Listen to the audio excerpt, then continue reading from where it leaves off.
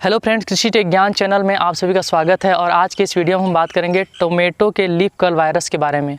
दोस्तों, ये रोग बहुत ही खतरनाक है। टमाटर में एक बार इसका अगर अटैक हो गया, ये वायरस से होता है और ये फैलता है वाइट फ्लाई के द्वारा या फिर दूसरे ऐसे कीट जो चूसने वाले होते हैं उनके द्वारा ये फैलता है।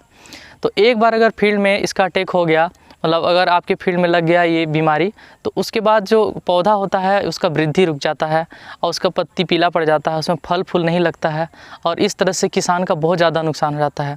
तो आइए हम बात करते हैं इसका मैनेजमेंट कैसे करना है। दोस्तों, वीडियो को हम स्टेप बाय स्टेप एक एक पॉइंट पे चर्चा करते हैं। तो सबसे पहला पॉइंट है कि आप जैसे ही बीज लेने जाते हैं मार्केट में, तो आपको इसके लिए रेसिस्टेंट वैरायटी का चुनाव करना है। तो रेसिस्टेंट वैरायटी जो होता है उसमें ये रोग नहीं लगता है, तो आप इससे आपका जो फसल होगा वो सुरक्षित होगा।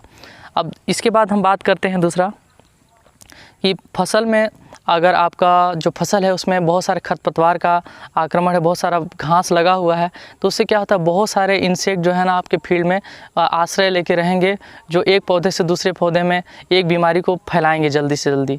तो इससे क्या होगा कि बहुत ज़्यादा नुकसान होगा और खरपतवारों से जो नुकसान पौधों को होता है वो तो अलग होता है। तो आपको सबसे पहले क्या करना है कि आपका जो फील्ड है उसको घासों से रहित करना है, खरपतवार से रहित करना है। और उसके लिए आप मल्चिंग का यूज़ कीजिए। और मल्चिंग का यूज करने से आपका फील्ड जो होता है घास का अटैक कम होता है। बीच बीच में जो घास होता है उसको बस निकालना होता है।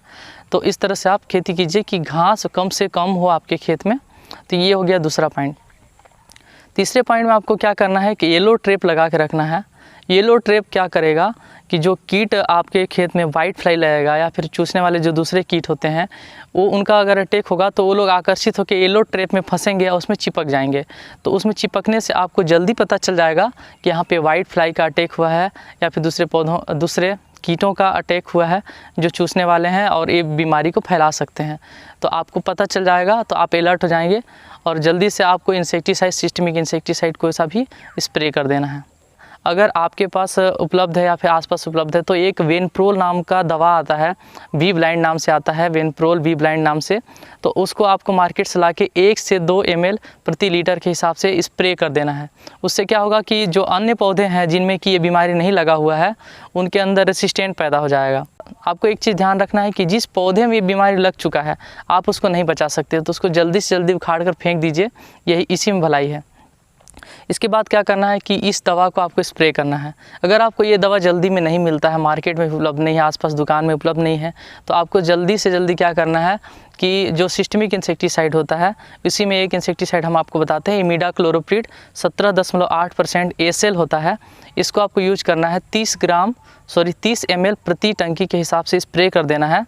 तो इससे क्या होगा कि जो इंसेक्ट हैं, जो कीट हैं फैला रहे हैं इस वायरस को, उनका नियंत्रण हो जाएगा।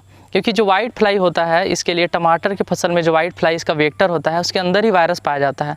तो आपको जल्दी से इसको कंट्रोल कर देना है, क्योंकि अगर आपने वाइट फ्लाई कंट्रोल नहीं किया तो एक पौधे से दूसरे पौधे, जितने भी पौधों में जाकर रस चूसेगा उसमें ये वायरस फैला देगा। तो आपको सबसे पहले स्प्रे करना है इसको जल्दी से जल्दी।